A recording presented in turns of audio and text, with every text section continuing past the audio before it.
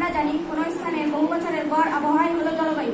সেই জলবায়ুর ধরন বদলে যাওয়াকে বলা হয় জলবায়ু পরিবর্তন। এখানে আমাদের সম্মানিত মডারেটর আছে আমাদের বিদ্যালয়ের প্রধান অতিথি ডাক্তার কে মিসবাউর রহমান স্যার। আর বিচারক মন্ডলী আছেন আমাদের বিদ্যালয়ের সহকারী প্রধান শিক্ষক মিস্টার জিল্লুর রহমান স্যার, প্রথম বিচারক। 2 নম্বর বিচারক আছে আমাদের আব্দুর রহমান স্যার। 3 নম্বর আছে শামিমা সুলতানা ম্যাডাম। আর আমাদের সবাই বিদ্যালয়ের জন্য আছে আমাদের বিদ্যালয়ে আমাদের পক্ষ দলের প্রথম বক্তা আছে রাজিয়া সুলতানা। আসসালামু আলাইকুম। দ্বিতীয় বক্তা আছে নাজমিন ইসলাম নেশা। আসসালামু আলাইকুম। তৃতীয় বক্তা আছে যে আমাদের দলনেতা তাহমিনা জামান তিথি।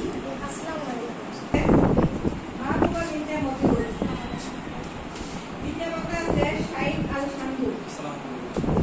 তৃতীয় বক্তা আছে মেহেদি হাসান বাকরি, দলনেতা।